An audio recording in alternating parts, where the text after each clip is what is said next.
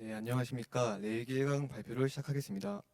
레위기의 주제는 하나님을 예배하고 하나님과 교제하는 법에 관한 내용입니다. 목표는 그리스도의 몸을 이루는 삶을 나타내고 있습니다. 제가 발표할 내용인 레위기 1강의 주제는 거룩하신 하나님, 거룩한 사람들입니다. 레위기 1강의 내용을 3개의 대단원으로 나누어 봤는데요. 먼저 첫 번째로 그리스도인은 누구인가입니다. 자식은 모든 면에서 부모를 닮게 되어 있습니다. 하나님과 우리의 관계도 이와 같습니다. 우리는 이 세상 속에 살고 있지만 하나님의 자녀로 살아야 합니다. 하나님은 우리에게도 거룩할 것을 요청하고 있습니다. 주님이 거룩하신 분이기 때문입니다. 믿음으로 영생을 얻었다 라고 하는 말은 거룩하신 하나님의 생명이 내 안에 들어왔다는 이야기입니다. 그러나 우리는 자신의 힘만으로는 거룩해질 수 없습니다. 우리는 뼛속까지 타락한 죄인이기 때문입니다. 그렇다면 저희는 어떤 방법을 통해 거룩해질 수 있을까요? 바로 예수 그리스도의 피 흘림입니다. 그리스도의 대속적 피 흘림만이 우리가 죄 사함을 받을 수 있는 유일한 길입니다. 또 우리 그리스도인들은 언제나 2가지의 주소를 가지고 살아야 한다는 사실을 유념해 두어야 합니다. 이 땅에서의 육신이 사는 거주지와 영적인 거처입니다. 그리스도 예수 안에 있다는 표현은 그리스도와 연합된 자라는 의미입니다. 대한민국 시민은 대한민국 소속이고 대한민국의 보호를 받고 대한민국 사람으로 살아갑니다. 우리 그리스도인이 하나님 나라에서 받게 되는 지원 역시 이와 같습니다. 이렇게 거룩하게 되어도 우리는 언제든지 하나님의 진노를 살 수 있습니다. 제사나 예배가 죄사함과 구원의 역사를 가져오는 중요한 일임에도 불구하고 엉뚱한 방향으로 드려지는 경우가 많았기 때문입니다. 크게 세 가지의 부류로 하나님이 진노하셨던 사례들을 살펴보겠습니다. 첫 번째로 순종이 없는 예배입니다. 사울은 아말렉과의 전쟁에서 아말렉을 진멸하라는 말씀을 어기고 자기의 충동과 판단대로 행동하여 하나님을 분노케 하셨습니다. 분명 사울도 전쟁을 시작하기 전에는 하나님께 제사하고 그 도우심을 의지하려는 마음이 있었을 것입니다. 그러나 사울은 승리와 성공의 마음이 더욱 컸기에 하나님을 무시하고 정하신 원칙을 멸시했습니다. 순종 없는 예배였던 것입니다. 두 번째로 원칙을 무시한 예배입니다. 다윗은 법궤를 예루살렘으로 모시려 할 때 하나님의 진노를 하셨습니다. 보통 법궤를 모실 때 레위인과 함께 가야 하는데 다윗은 그러지 않고 천부장, 백부장이 동원되었고 선별된 레위 사람이 어깨에 메어야 할 법궤를 수레에 싣고 끌게 하셨습니다. 이는 하나님의 정하신 원칙을 무시한 행동으로 이 때문에 하나님이 크게 노하셨습니다. 마지막으로 질서를 거스른 예배입니다. 다음 인물은 나답과 아비후입니다. 레위기 10장의 본문에서 나답과 아비후는 술에 취하여 하나님의 질서를 거스르고 자기 멋대로 다른 향부를 사용했습니다. 하나님을 섬기는 사람들은 하나님을 취하고 성령이 취해야 합니다. 제사장은 구별된 사람이므로 취미, 관심사, 열정까지도 하나님께로 구별되어야 합니다. 다음은 거룩의 여러 종류입니다. 총 5가지의 종류가 있는데 각각 관계의 거룩, 공간의 거룩, 시간의 거룩, 궁극의 거룩, 생각의 거룩이라고 부릅니다. 관계의 거룩은 하나님께 더 가까이 가기 위하여 우리가 할 수 있는 일로 처음에는 그리스도를 통하여 하나님을 만나고 그 분을 중심에 모시고 그분을 섬기며 삽니다. 이때 공급과 교통이 끊기지 않도록 도움을 입을 수 있는 교제권이 중요합니다. 마지막으로 하나님의 나라로 나의 삶과 현장에서 하나님의 통치를 실현하며 제사장으로 사람들을 섬겨 하나님께로 인도하는 삶을 살며 하나님 나라를 구현하는 것이 관계의 거룩입니다. 다음으로 공간의 거룩은 제사하기 위하여 우리를 회막으로 부르시고 어린 아이들을 효과적으로 교육시키기 위해 보이는 것, 만져지는 것을 이용해 실물 교훈으로 가르쳐야 한다는 내용을 담고 있습니다. 다음은 시간의 거룩입니다. 시간의 거룩은 인격적인 신앙생활을 이어가야 한다는 뜻을 담고 있고 공급의 거룩은 그리스도라는 새로운 영적 양식으로 우리의 양식 수준을 끊임없이 올려야 한다고 말하고 있습니다. 바로가 주는 음식에서 양고기와 무교병, 쓴 나물로 광야에서는 만나, 생수, 메추리, 마침내 가나안에 도착해서는 경작을 통해 얻은 수확물들로 점진적 성장을 이루었습니다.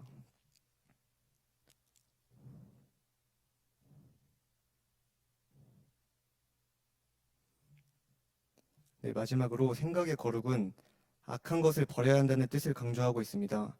사체를 가까이 하지 말라. 기는 것은 옆에 가지도 말라. 악은 모양이라도 버리라. 세 문장 모두 부정적인 주체에 관하여 눈길조차 주지 말라는 숨을 뜻을 엿볼 수 있습니다.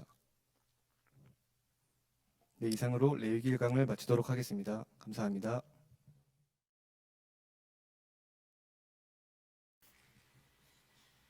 지금부터 레위기 제2강 시작하겠습니다. 2강은 레위기 1장 말씀을 다루고 있습니다. 1장은 번제에 대한 내용입니다. 제사, 예배란 무엇일까요? 제사란 하나님께서 범죄한 인간, 타락한 죄인을 구원하시기 위해 주신 유일한 방법으로 제물이 대신 죄의 값을 치름으로써 죄를 용서받는 대속의 원리가 적용됩니다. 이런 제사 가운데서도 번제는 나의 전체를 올려드리는 헌신의 제사라고 표현됩니다. 그렇다면 이제 본격적으로 레위기에 나타난 번제의 규칙에 대해 알아보겠습니다. 첫 번째로는 번제의 예배 정신에 대해 살펴봅시다. 하나님께서 레위기 6장 12절부터 13절에서 제단의 불은 항상 꺼지지 않게 하라고 하셨습니다. 이 꺼지지 않는 불은 하나님 앞에서의 헌신이 멈추어서는 안 될 매일의 결단이자 순종이어야 한다는 것을 의미합니다. 우리가 드리는 모든 예배는 자신의 온전함을 희생하신 그리스도를 따라 우리의 전체를 드린다는 정신으로 드려져야 합니다. 예배는 우리의 것이 아닙니다. 오직 왕이신 하나님을 위해 드려져야 합니다. 제물로 쓰이는 동물에도 이유가 존재합니다. 소는 수고, 희생, 봉사, 노동을 대표하고 양과 뿔을 뽑은 염소는 온유함과 무저항의 순종을, 새는 순결함을 의미합니다. 두 번째입니다. 번제에서는 제물을 드리는 믿음의 수준에 따라 동물의 종류가, 잡히는 장소, 잡는 사람, 잘라서 드리는 예법이 달라집니다. 표를 확인해 보겠습니다. 먼저 잡히는 장소를 보시면 소는 회막문, 양과 염소는 제단 북쪽, 새는 제단에서 가져와서 잡았습니다. 위에서 아래로 내려올수록 제단과 가까워집니다. 제물의 수준이 낮을수록 제단과 가까웠고 수준이 높을수록 제단에서 멉니다. 우리의 헌신과 희생이 교회 안에서만 이루어지는지 아니면 교회와 멀리 있어도 동일하게 우리가 행동하고 사는지 제물의 수준, 즉 믿음의 차이로 이해할 수 있습니다. 잡는 사람도 마찬가지입니다. 소와 양, 염소는 예배자가 직접 잡아도 가능하지만 수준이 가장 낮은 새만이 제사장이 직접 잡아 바쳐줘야 합니다. 다음 예법은 새부터 알아보겠습니다. 새의 헌신은 찢기라도 해서 드리는 헌신입니다. 신앙의 초보자라고 할지라도 찢기라도 해서 자신을 헌신해야 합니다. 그것을 그리스도께서는 원하십니다. 양과 염소는 감춰진 것 없이 모든 것을 드려집니다. 특히 염소는 뿔을 제거하는데 이는 저항하는 마음이 들더라도 그 뿔을 뽑고 드리는 아름다운 헌신이 될 것입니다. 마지막으로 소는 가죽을 벗기며 나를 덮었던 명예와 체면이라도 주님을 위해 내려놓는 수준입니다. 세 번째로는 번제의 또 다른 특성에 대해 알아보겠습니다. 소나 양, 염소는 흠없는 수컷을 요구하였으나 새는 성별에 구분이 없었습니다. 우리의 예배와 섬김은 구별이 있어야 합니다. 나의 섬김이 구별됨이 있는 차별화된 번제의 제사가 되기를 갈망합시다. 또한 제물에게는 안수가 이루어집니다. 안수는 죄를 전가하는 행위로 신약적으로는 우리가 죄를 자백하는 것입니다. 예배에 임할 때 우리는 가장 먼저 안수해야 합니다. 죄 고백 후에야 성령께서 자유롭게 내 안에 역사하십니다. 마지막으로 제물의 특징을 알아보겠습니다. 첫째, 집에서 길러져 사람을 위해 봉사할 수 있는 동물입니다. 둘째는 사람에게 길들여질 수 있어야 합니다. 훈련을 통해 하나님과 사람을 섬길 줄 알아야 합니다. 셋째는 평화로운 동물입니다. 40년의 광야가 있어야 했던 이유는 우리의 옛사람이 거칠고 악하고 조잡스럽기 때문입니다. 넷째는 공격하지 않는 동물입니다. 성품이 거칠고 공격적인 사람은 제물로 드려질 수 없습니다.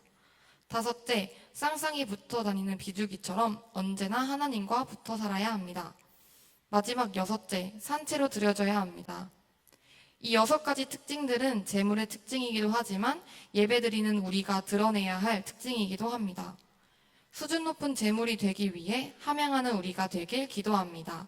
감사합니다. 레위기 3강 최고의 것으로 드리는 제사 소제에 대해서 발표하겠습니다. 먼저 소제란 최고를 드리는 제사 그리고 예배를 의미합니다. 또 마음의 자세로는 마음을 다하고 뜻을 다하고 힘을 다하여 마음을 다하고 목숨을 다하고 뜻을 다하여야 합니다. 또 피해 제사의 경우는 자격을 갖춘 한 마리의 짐승을 제물로 마련하여 제사의 현장에서 모든 과정들이 진행되지만 여기 있는 곡식으로 드리는 소제 같은 경우에는 집에서 준비하는 여러 과정들이 선행되어야만 했습니다. 어떤 과정이 있는지 보자면 먼저 곡식을 오랜 기간 동안 충분히 건조시켜야 하고 그 곡식을 여러 차례 맷돌질하여야 합니다. 또 기름을 만들기 위해 올리브즙을 넣어야 하고 또 유향, 소금을 준비해야 합니다. 마지막으로는 꿀과 누룩이 들어가지 않도록 주의해야 합니다. 또 소제를 드릴 때는 소제물의 양이 중요했는데 제물 중 극히 작은 부분, 곧 기념할 만큼만 드리고 나머지는 제사장에게 돌렸습니다. 이것을 통해 신자들이 목자를 배려하고 어떻게 섬겨야 할지를 가르쳐주는 중요한 원칙이었습니다. 또 이 소제는 의무사항이 아니었는데 자원에서 드리는 충성과 헌신의 최고의 표현이었다고 합니다. 다음 소제의 예물의 구분에 대해서 볼 텐데 먼저 첫 번째로 고운 가루로 드리는 예물과 아닌 예물에 대해서 구분하겠습니다. 고운 가루로 드리는 예물에는 익지 않은 가루로 드리는 소제와 익힌 떡으로 드리는 소제가 있었고 첫 이삭으로 드리는 소제는 급조하여 볶아 찌어야 했기 때문에 고운 가루를 만들 수 없었고 또 향기로운 냄새를 위해서 또 제사로 드리지 않았다고 합니다.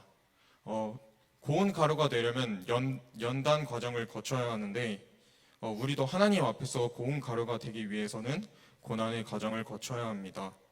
고운 가루가 기름에 깊숙이 흡수되는 것처럼 우리도 고운 가루 상태여야 말씀, 성령이 우리에게 스며들 수 있습니다. 또 고운 가루는 흔들어도 소리가 나지 않는데 우리도 어디에서나 어떤 상황에서나 하나님을 섬기며 일해야 합니다. 다음으로는 기름 처리 방법인데 기름은 두 방면으로 부어졌습니다. 먼저 기름으로 가루에 반죽을 하는 것은 내면으로 성령의 특성이 흘러들어가 성품의 변화로 나타납니다. 이것을 우리는 성령의 내적 역사라고 합니다. 다음으로는 기름 부음이 겉으로 부어질 때는 행동이나 사역에 성령의 역사가 드러나는데 이것을 성령의 외적 역사라고 합니다. 어떤 사람은 내면의 성품에만 기름 부음이 있고 어떤 사람은 사역에만 기름 부음이 있습니다. 이 둘은 따로 일하지 않고 연결되어야 합니다. 소제의 예물들은 모두 안팎으로 기름 부음이 있었던 이 방식으로 드려졌습니다. 다음은 이 기름떡을 어떻게 요리의 화제로 올렸습니까?에 대한 질문인데 먼저 화덕의 구움은 즉각적인 응답을 나타내고 또 후라이팬의 구움은 조금 시간이 걸리고 또 냄비나 솥의 삶음은 가장 느린 응답으로 나타납니다. 우리는 화덕의 구움으로써 즉각적인 응답을 하기 위해서 노력해야 됩니다. 다음으로는 소제에서 주의해야 할 특성들인데 아까 앞에서 보셨다시피 소금, 유향을 준비해야 되고 또 꿀과 누룩은 넣지 말아야 한다고 했는데 먼저 유향은 하나님께 올려드리는 기도의 향입니다. 불 가운데서 제물의 불쾌한 모든 냄새를 가려주는 향기로운 물질이고 소금이 마치 변하지 않는 것처럼 하나님과 우리 사이의 언약도 변함이 없음을 나타냅니다. 또 꿀은 유혹과 죄를 나타내는 것으로서 달콤함이 예배가 나의 심리적 만족을 위한 수단으로 이용되는 걸 막아야 합니다. 또 누룩은 부패를 의미합니다. 안녕하세요. 이번 4강에서는 하나님과 화목하게 하는 제사, 화목제, 속건제, 그리고 속죄제에 대해서 발표하겠습니다. 첫 번째로 화목제는 하나님과 친해진 제사이며 감사 제사라고 합니다. 우리와 하나님의 관계, 우리와 사람의 관계가 보상겨졌음을 인정하고 제물을 통하여 화목하게 되길 기대하며 드립니다. 화목제에는 감사제, 낙헌제, 서원제가 있습니다. 감사제는 감사하고 싶은 마음이 있을 때, 환난으로부터 구원받았을 때 드립니다. 일반적인 감사헌금이 화목제에 속합니다. 여기에서 중요한 것은 우리가 감사한 일이 생겼을 때 미루지 말고 바로 예물을 드리는 것입니다.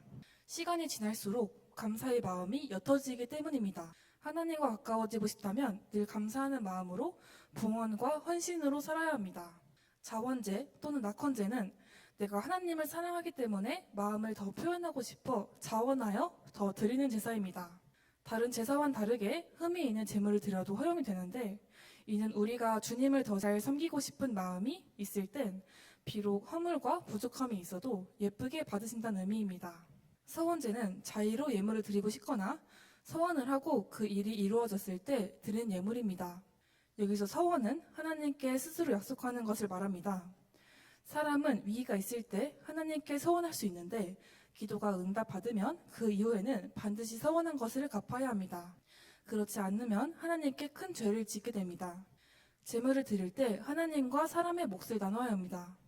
하나님, 제사장들, 아론과 그의 아들들, 화목제를 드리는 예배자와 그의 가족, 친지들은 모두 다른 부분을 가졌고 하나님 앞에 드릴 것을 다른 대상에게 돌리면 그것은 우상숭배입니다. 따라서 11조는 정한 곳에서만 정해진 원칙으로 드릴 수 있고 아무리 선하고 좋은 일이라도 정한 곳이 아닌 다른 곳에 사용되면 안 됩니다. 두 번째로 속죄제는 고의로 짓지 않은 근본적인 죄, 우리가 보상할 수 없는 죄를 용서받기 위해 드려진 제사입니다. 속죄제 예물은 드리는 자의 신분에 따라 구분되었습니다. 제사장과 회중의 경우 흠없는 수송아지, 족장은 수염소, 평민은 암염소나 어린 양이었으며 가난한 사람은 산 비둘기 또는 집비둘기 새끼 둘을 바쳤습니다. 이마저도 드릴 수 없었던 급빈자는 고운 가루, 에바 10분할을 제물로 드렸습니다. 속죄제를 드릴 때 제사장이나 온 백성의 죄를 속할 시에는 휘장에 7번의 피를 뿌렸고 두 번째 피는 금양단의 뿔에 발랐습니다. 족장이나 평민의 죄를 속할 때에는 피를 번제단의 뿔에 발랐고 남은 피는 번제단 밑에 다 쏟았습니다. 마지막으로 속건제는 보상할 수 있는 죄를 용서받기 위해 드린 제사이며 자신의 잘못을 인정하고 배상하기 위함입니다. 속건제는 성물에 대해 범하거나 도둑질, 남의 것을 뺏음, 거짓말 등으로 이웃에게 손해를 끼쳤을 때 5분의 1을 더하여 배상합니다. 5분의 1을 더하여 내게 하심은 신실하지 못하여 번제한 죄를 막기 위해서이고 배상을 통하여 죄의 재범을 예방하기 위한 세심한 배려로 이해할 수 있습니다. 우리 그리스도인은 제사로서 용서받음에 머무르지 않고 새로운 존재로 변화되어야 합니다. 감사합니다. 안녕하십니까. 저는 이번 성경 집중 훈련에서 레위기 5강의 내용을 발표하게 된 유태희입니다. 바로 발표를 시작해 보도록 하겠습니다. 레위기는 하나님을 예배하고 하나님과 교제하는 방법에 대한 내용을 주로 담고 있습니다. 그 중에서도 이 레위기 5강의 주제는 구별되게 살아야 할 사람들이라는 주제로 제사장의 직분을 가진 이들이 어떤 생활을 해야 하는지에 관한 내용을 이야기하고 있습니다.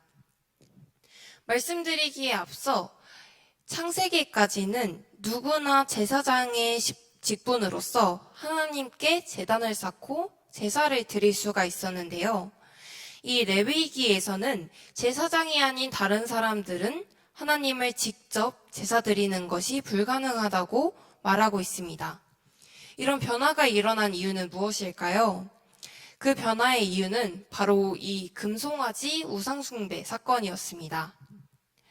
출애굽을 하고 나서 사람들은 형상이 있는 신을 찾기 시작했고 그래서 금송아지를 만들어 숭배하기 시작합니다. 이 사실에 진노한 하나님께서는 그들에게 주어져 있었던 제사장이라는 거룩한 신분을 빼앗으셨고, 그때 레위 지파만이 자신의 신앙을 지키며 헌신함으로써 진노하신 하나님을 위로할 수 있었습니다. 이에 하나님은 예전에는 누구나 가지고 있던 제사장이라는 직분을 레위 지파, 그 중에서도 아론 계열만 하나님을 직접 제사 드릴 수 있도록 하였는데요. 그래서 이 5강에서는 그 거룩한 제사장들이 해야 하는 것에 대한 내용을 크게 3가지의 대단원으로 설명하고 있습니다. 먼저 제사장 위임식입니다. 이 제사장 위임식은 하나님과 인간 사이를 이어주는 중재자로서의 제사장, 그 제사장으로 세움받기 위해 7일 동안 회망문을 나가지 않으며 드리는 제사를 일컫는데요. 이 제사장 위임식은 3가지의 제사로 크게 구별할 수 있습니다. 첫 번째는 속죄제이고, 2번째는 번제, 3번째는 위임제입니다. 첫 번째 속죄제는 인간이라는 존재 자체가 원래 태어나면서부터 타락한 상태로 태어나기 때문에 자신이 근본적으로 가지고 있던 죄를 하나님 앞에 고백하고 털어놓는 그런 제사를 드려야 했습니다. 2번째 번제는 우리가 이전의 존재가 아닌 제사장으로서의 존재로 살아가면서 하나님을 위해 온 힘껏 헌신하겠다, 순종하겠다, 이런 뜻을 가지고 있습니다. 마지막으로 위임제로는 자신을 중재자, 하나님의 대행자, 즉 제사장으로 살면서 다른 사람과 구별된 삶을 살겠다라는 일종의 구별의식이었습니다. 제사장은 듣는 귀와 행동하는 손과 그리고 이동하는 발이 구별된 사람입니다. 그래서 귀의 구별, 손의 구별, 발의 구별, 이렇게 3가지로 구별해서 제사장이 자신의 몸을 어떻게 간수해야 하는지를 설명하고 있습니다. 귀의 구별로 그들은 아무것도 거르지 않은 상태로 아무 말이나 들어서는 안 됐습니다. 손의 구별로는 아무 것이나 접촉하고 만지면 안 됐었습니다. 마지막 발의 구별로는 아무 곳이나 함부로 가면 안 되었습니다. 그 다음으로는 정결케 하는 물로 자신의 몸을 씻어야 했는데요. 여기서 물은 단지 깨끗한 물을 뜻하는 것이 아니라 더러움이나 부정함을 씻는 청결함 또는 자기를 내려놓는 세례를 의미하고 있습니다. 그래서 우리는 먼저 예수의 피를 통해 씻음을 받고 정결케 하는 물로 씻고 말씀으로 깨끗하게 하여야만 거룩한 교회를 세울 수가 있었습니다. 다음으로는 하나님이 지시하신 방법대로 준비한 예복을 입음으로써 하나님의 거룩한 제사장이 될 수 있었던 제사장에 관한 이야기입니다. 먼저 제사장이 늘 입고 있어야만 했던 이 예복인데요. 제사장은 똑같은 사람이지만 예복을 입는 순간부터 하나님께서 세우신 종, 그리고 하나님의 행동을 대신하는 대행자로서의 역할을 할 수 있었습니다. 이 예복은 신약 시대로 넘어가면서 모든 사람들이 제사장의 직분을 가지게 됨으로써 더 이상 볼 수가 없게 되었는데요. 그래서 하나님께서는 신약 시대에 우리가 입어야 하는 예복에 대해서도 이 교제를 통해 설명하고 계십니다. 먼저 예수 그리스도, 그리고 어린 양의 피에 씻은 흰옷, 빛의 갑옷, 긍휼, 자비, 겸손, 온유, 오래 참음의 옷인데요. 이 옷은 우리의 표현이고 겉으로 보여지는 행위입니다. 그래서 하나님을 섬기는 제사장들은 다 그 표현에 거룩하고 존귀한 뜻이 있어야 합니다. 그 다음으로는 위임을 위해서 기름 부음을 받아야 했습니다. 기름 부음을 받았다는 것은 하나님의 명을 받아 그 일을 감당하도록 위임받았다라는 뜻을 가지고 있는데, 그 일을 이룰 수 있도록 여호와의 신을 도우심이 함께함을 의미합니다. 우리는 대제사장이 아닙니다. 대제사장은 오직 예수 그리스도만을 뜻하고, 우리는 제사장으로서 대제사장이신 예수 그리스도를 옆에서 같이 수행하고 도와서 그분이 하는 사역을 함께 하는 것이 우리의 임무입니다. 두 번째 대단원은 불로써 응답하신 영광스러운 제단입니다. 그 중에서도 첫 번째인 제사장으로서 드릴 매일의 제사는 우리가 하나님의 관계를, 그 중에서 제사장으로서 드릴 매일의 제사는 하나님은 기드온의 제사에 불로 응답하셨으며, 다윗이 화목제를 드릴 때에도, 솔로몬의 성전 봉헌 예배에서도, 그리고 엘리야의 제단에서도 불로 응답하셨습니다. 그 중에서도 제사장으로서 드릴 매일의 제사에서는 주의 종들과 사역자들은 일보다도 하나님의 관계가 우선시 되어야 한다는 뜻인데요. 우리가 흔히 교회에서 하는 사역과 봉사를 단지 일로서만 생각을 하게 된다면 하나님의 관계가 무너지는 일이기 때문에, 그럼에도 불구하고 하나님과의 관계를 먼저 챙기고 그 다음에 사역과 봉사를 우리가 가지는 것이 중요하다고 말하고 있습니다. 백성을 위해 드리는 제사로는 우리가 레위기에서 큰 제사로 4가지 정도를 배웠는데, 속죄제, 번제, 화목죄, 소제였습니다. 그 중에서도 여기서는 속죄제와 번제를 먼저 드리고 소제와 화목제를 나중에 드려라 라고 말하고 있는데, 그 이유는 속죄제와 번제는 우리가 가지고 있는, 우리가 지은 죄를 하나님께 고백하고 털어놔야 된다는 의무적인 제사라면, 소제와 화목제는 단지 내가 더 드리고 싶어서, 내가 하나님과의 관계를 더 좋게 만들기 위해서 드리는 제사였기 때문입니다.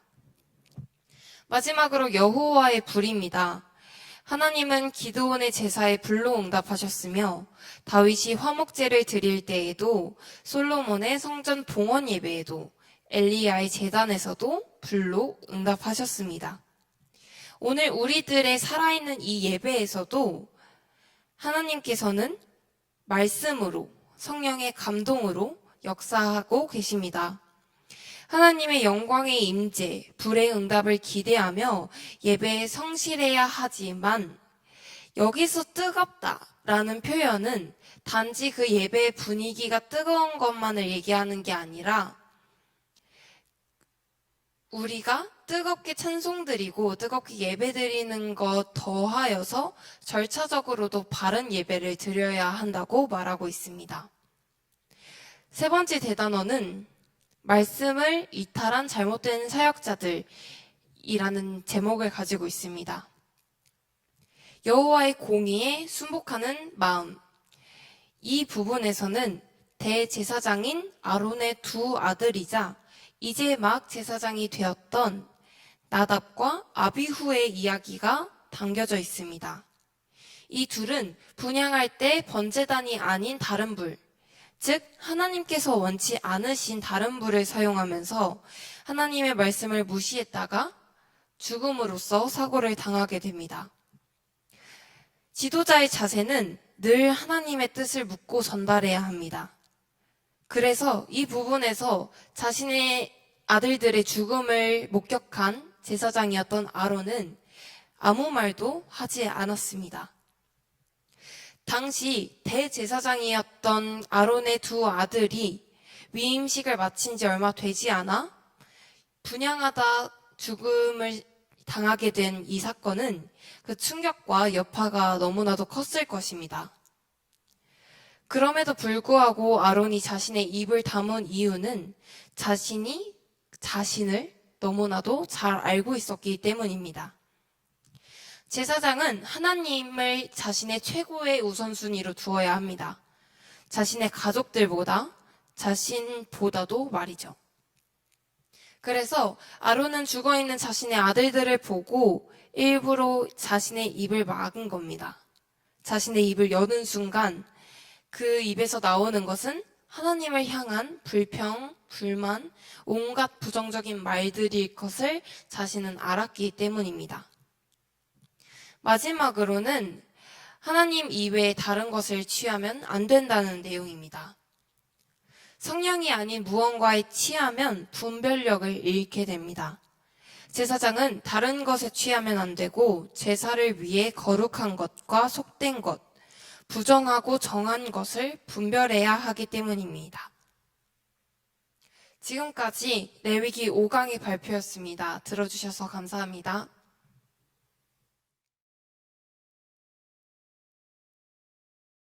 제6강 거룩한 사람, 거룩한 삶을 추구하라에 대해서 나누겠습니다. 6강은 레위기 11에서 15장 말씀을 담고 있습니다. 레위기 1장에서 10장이 하나님과 교제하는 방법인 제사장 제도에 관해 알려주셨다면 11장에서 15장은 하나님과의 교제를 방해하는 오염 요소에 대하여 말씀하고 있습니다. 즉 거룩을 빼앗아가는 것들을 뜻하며 이는 총 4가지의 부정으로 이루어져 있습니다. 먼저 음식에 대한 부정입니다. 먹을 수 있는 정결한 짐승과 부정한 짐승을 우리는 거룩을 통해 기준 삼을 수 있습니다. 우리는 하나님을 닮은 것은 먹을 수 있고 하나님을 닮지 않는 것은 먹어서는 안 됩니다. 여기서 먹을 수 있다 없다는 개념은 성도의 교제권을 의미합니다.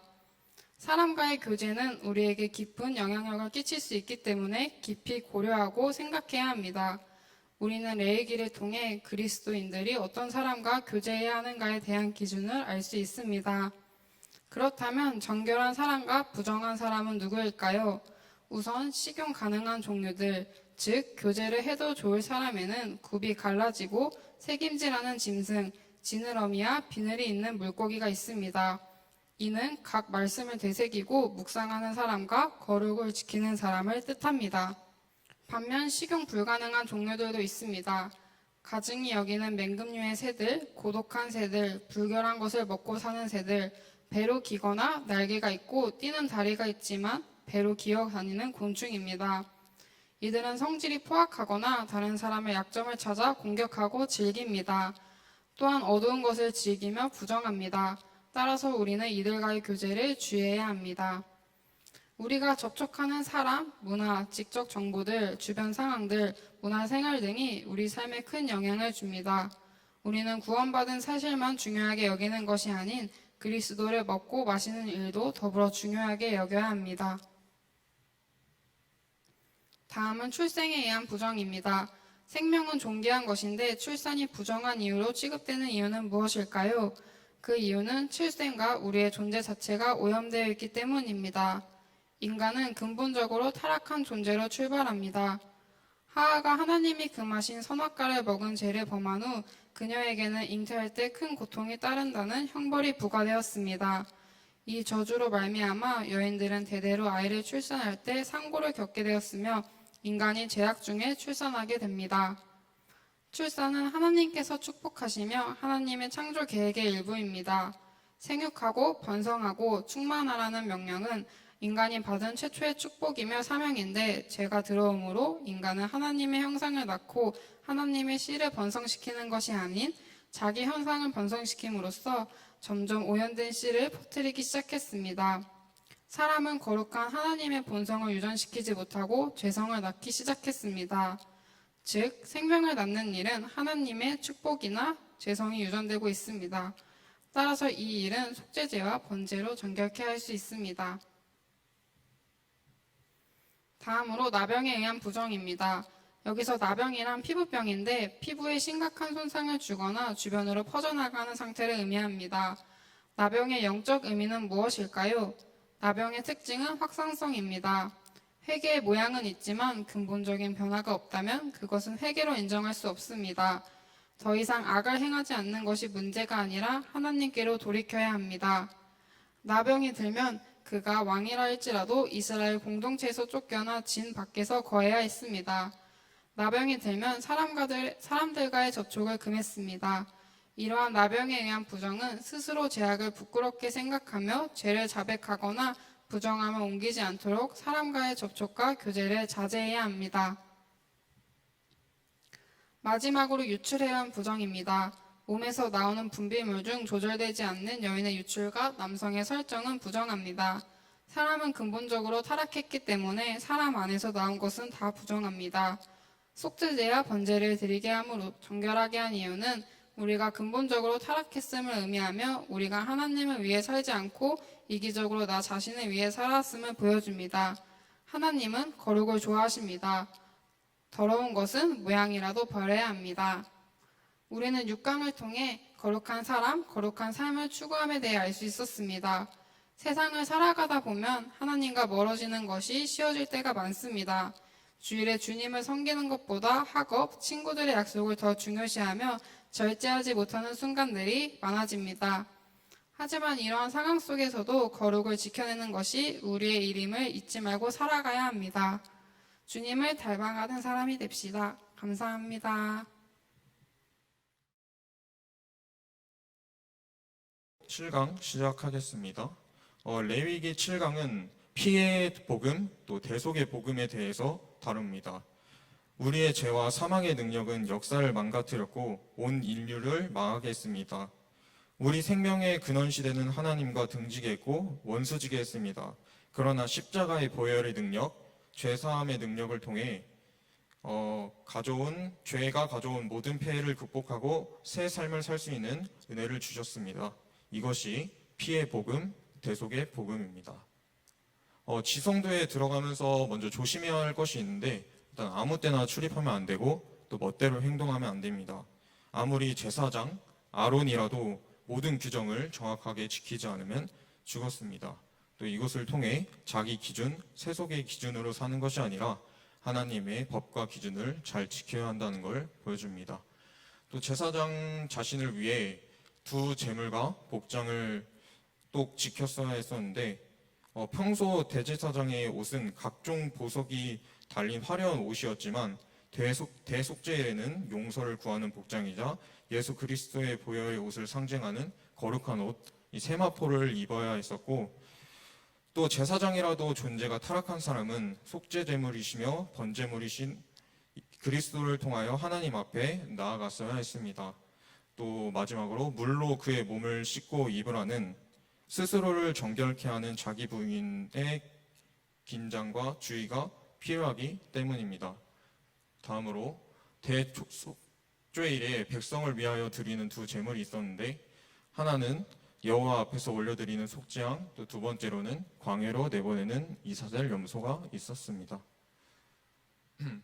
대제사장이 지성소에 들어갈 때 피와 더불어 가져간 것이 있었는데 바로 향로입니다. 이 향로는 향에 취하여 여호와 앞에 분향하고 또 증거궤 속 속죄소를 가려 그가 죽임을 면하게 됩니다. 그리스도는 우리 죄를 위해 속죄제의 피가 되셨을 뿐만 아니라 하나님의 속죄소를 가리우는 향연이 되셨습니다.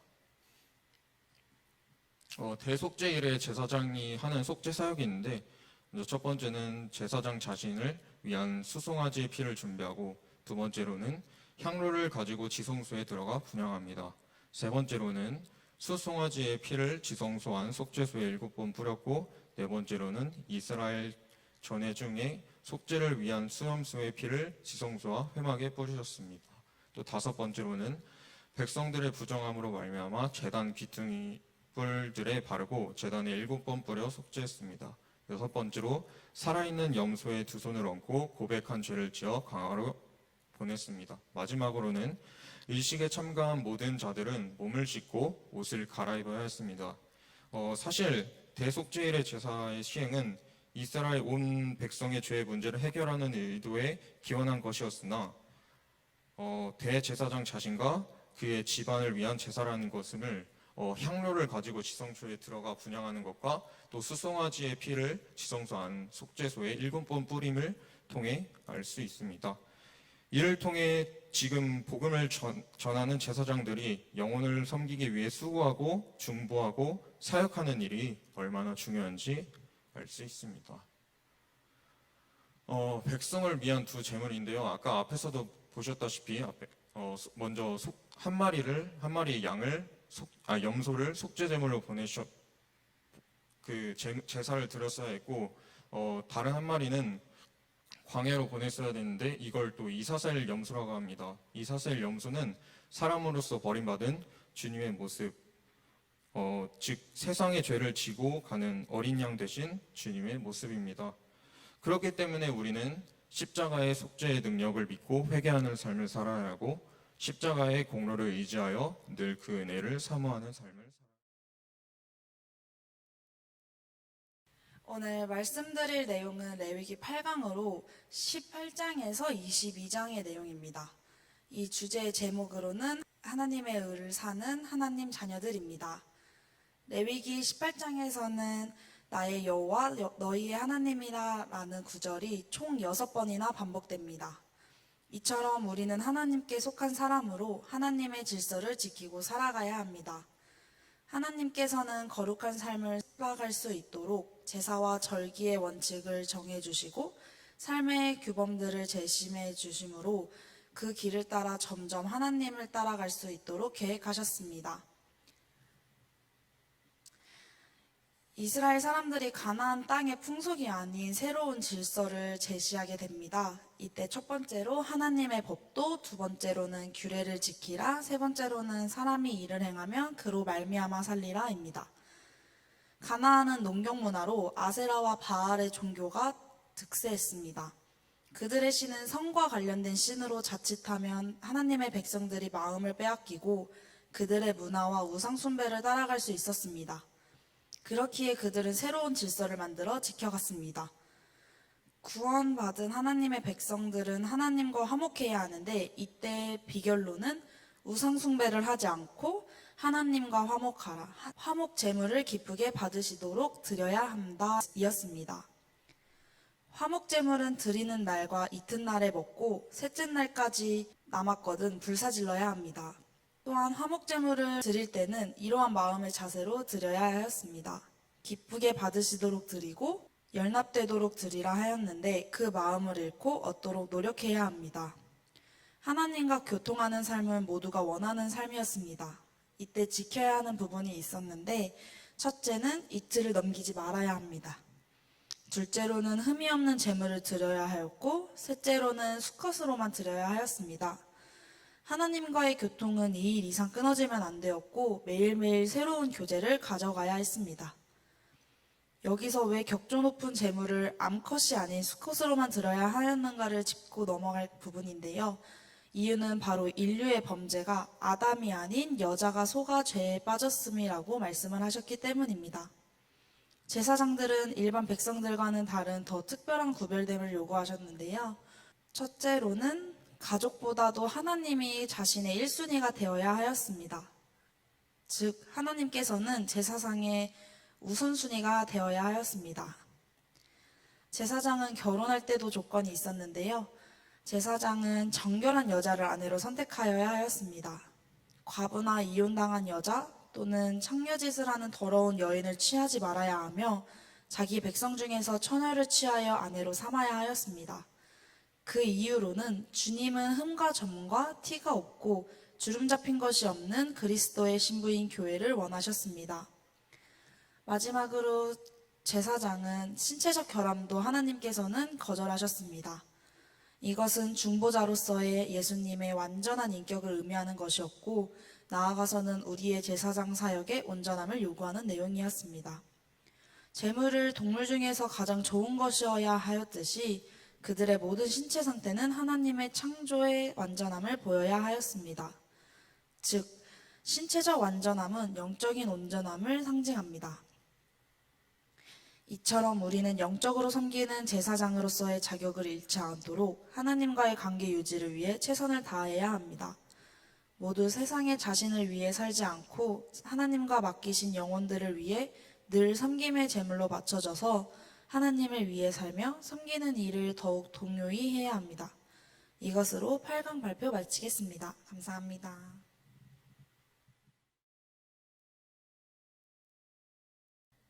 네, 안녕하세요. 저는 이번 성경 집중 훈련에서 레위기 9강의 발표를 맡게 된 강우성이라고 합니다.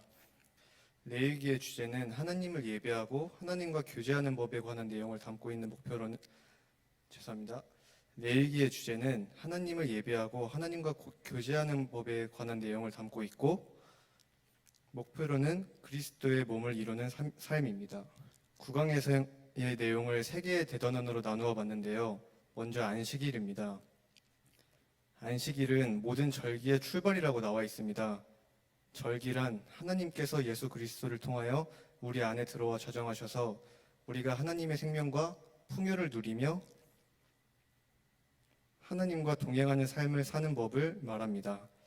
하나님께서 안식일을 만드시고 안식일을 거절하는 자를 엄히 심판하셨는데 안식일을 거절함은 하나님의 도우심을 받지 않겠다는 독립선언과 같은 것이므로 그는 이미 하나님과 관계가 없는 자가 되기 때문입니다. 다음으로 유월절입니다. 미성년자는 자신의 힘으로 세상을 살 수 없습니다. 보호자의 힘만큼 혜택을 입을 수 있습니다. 죄와 사망의 권세에 관한 한 인간은 독립할 수가 없습니다.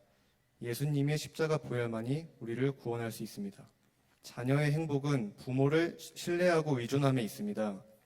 부모를 떠나 독립하면 그때부터는 본인이 모든 것을 책임져야 합니다. 유월절이 영원한 규례가 되어야 한다는 말씀은 우리가 이 땅에 사는 동안 우리는 피 안에 거해야 한다는 말씀입니다.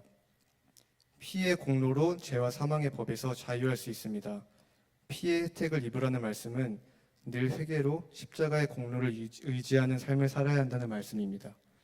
앞에서 강조했듯 반드시 지켜야 할 유월절 규례로는 첫 번째로 이스라엘 자손이 대대로 다 지켜야 하고 두 번째로 타국인이나 종은 할례를 받은 후에 참여해야 하고 세 번째로 시체로 부정하거나 유행 중에 있는 자는 한 달 후인 2월 14일에 제사를 드려야 합니다. 마지막으로 반드시 후손에게 전달 교육을 시켜야 합니다. 마지막으로 무교절입니다. 무교절은 누룩을 제거하고 새로운 신분에 맞는 삶을 사는 것을 의미합니다. 따라서 누룩 제거는 누룩이 없는 그리스도가 오직 나의 양식, 공급책이 되심을 의미합니다. 그리고 그리스도를 매일의 양식으로 취해야 합니다.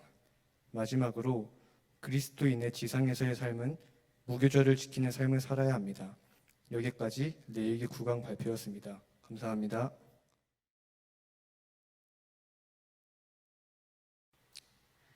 레위기 10강은 23장 9절부터 22절로 초실절과 오순절의 능력에 관한 내용입니다. 그리스도인에게는 두 가지 축복이 있다는 말이 있습니다.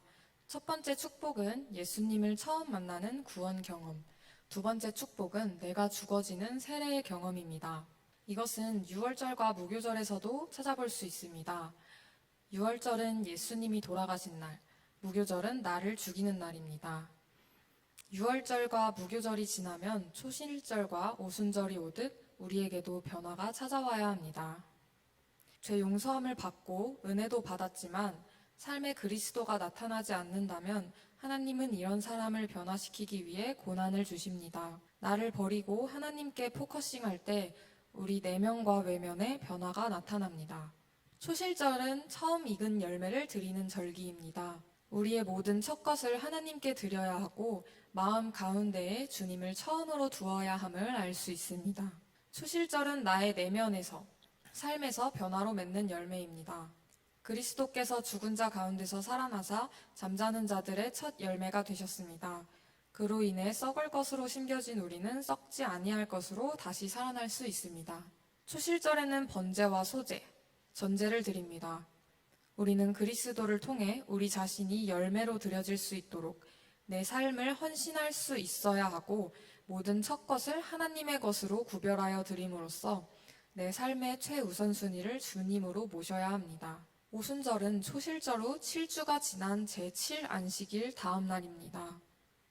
오순절에는 누룩을 넣어 구운 떡, 유교병 2개를 첫 소제로 드립니다. 유월절의 무교병은 그리스도의 몸을, 오순절의 유교병은 그리스도의 피로 속죄함을 받은 그리스도의 몸을 상징합니다. 초실절이 개인적인 변화였다면 오순절은 영향력의 확대입니다.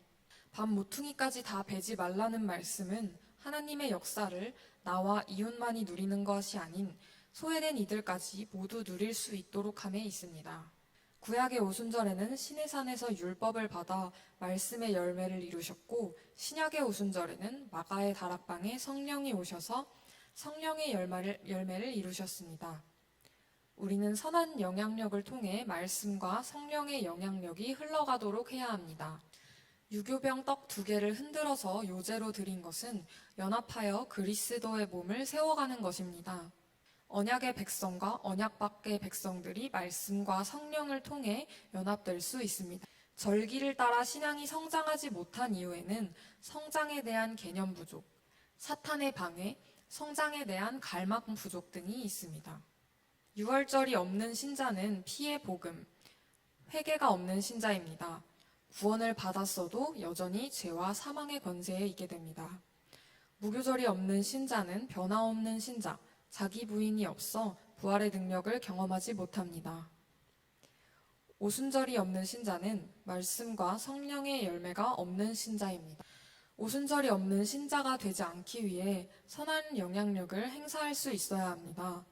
타인에게 기도 제목을 묻고 기도를 해주겠다고 말하거나 항상 언어, 행동을 조심해야 합니다. 나와 내 주변 사람만을 생각하지 않고 베풀고자 하는 마음을 갖고 아는 사람을 만나면 먼저 반갑게 인사하는 등 작은 일에서부터 영향력을 흘려보낼 수 있는 그리스도인이 되어야 합니다. 11강 이어서 하겠습니다. 레위기 11강 하나님의 소원에 도달하라 나팔절, 속죄일, 장막절에 대해 발표하겠습니다.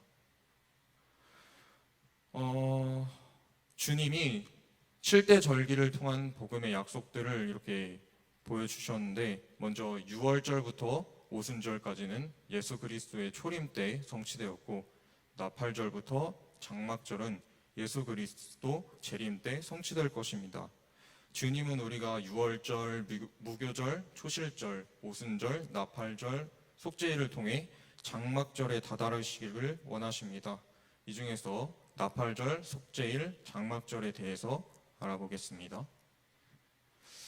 큰 나팔, 하나님의 나팔은 이스라엘에게 있어서 종말론적인 의미입니다. 또 흩어진 이스라엘을 모으실 때 고향 땅으로 돌아와 예루살렘에서 여호와께 예배하게 됨을 나타냅니다. 다음은 예수님의 재림 때 어떤 일이 일어납니까에 대한 건데, 먼저 첫 번째로 나팔이 울려 퍼지고 또 택하신 자들을 사방에서 모으십니다. 세 번째로는 그리스도 안에서 죽은 자들이 먼저 부활하고, 네 번째로는 살아남은 자들이 변화되어 공중에서 주를 영접합니다. 마지막으로는 7째 천사가 나팔을 불 때 복음의 비밀이 다 이루어진다고 합니다. 그리스도인은 일상의 삶 속에서 어떤 나팔을 불어야 할까요? 우리는 복음의 나팔을 불어야 합니다. 즉, 내게 체험된 그리스도를 복음의 나팔을 불며 증거, 간증, 선포, 찬양을 통하여 이웃들과 나눔함을 의미합니다. 우리는 우리의 나팔절을 통해 속죄일이 오고 하나님의 나라가 세워집니다. 다음은 대속죄일에 대해서 발표하겠습니다.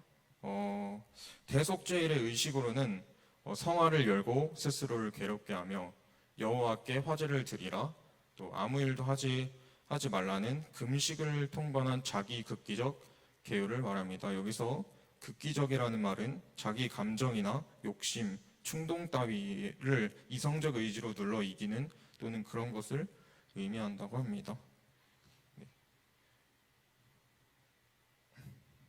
다음 대속죄일의 제사에 대해서 설명하겠습니다. 대속죄일의 제사는 1년 동안 혜택을 누립니다. 하지만 예수 그리스도의 십자가 달림으로 인한 그 단 한 번의 제사는 영원히 온전케 하십니다. 네, 이게 주님의 제사입니다. 다음, 그럼 그냥 1년에 한 번씩 제사를 드리면 되는데 왜 예수 그리스도가 꼭 필요하냐? 이거에 대한 이유인데, 염소와 송아지의 피로는 양심을 죽은 행실에서 깨끗게 하지 못하고 살아계신 하나님을 섬기게 하지 못합니다. 그래서 하나님과의 온전한 관계 회복을 위해 참 장막이신 그리스도의 희생과 언약이 성취되어야만 했습니다. 또 두 번째로는 영원한 기업의 약속을 하기 위함인데 이것은 지속적인 연합과 관계성을 말하는 것입니다. 아무도 능히 셀 수 없는 수많은 무리들이 큰 환란을 통과하고 나와 간증한 내용입니다. 큰 환란 통과자는 어린 양에 비해 그 옷을 씻어 희게 하고 구원하심이 하나님과 어린 양에 있다고 간증했습니다. 또 짐승과 그의 우상과 그의 이름의 수를 이기고 벗어난 자들은 모세의 노래와 어린 양의 노래를 불렀습니다. 장막절인데요. 이 장막절은 아주 성대하게 치러졌다고 합니다. 숫수가 71마리, 수양이 15마리, 또 어린 양이 105마리, 염소가 8마리나 되었다고 합니다.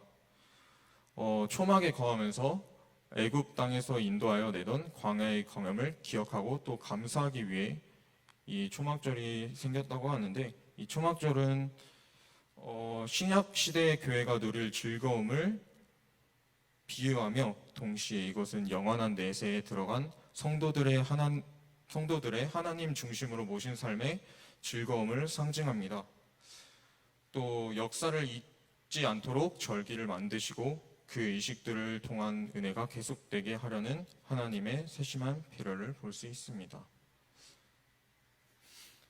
다음은 이 장막절의 과정인데요. 먼저 첫 번째로 하나님의 장막에서 백성들을 위로 보호하셨고 예루살렘이 하나님의 통치의 중심이 되게 하셨습니다.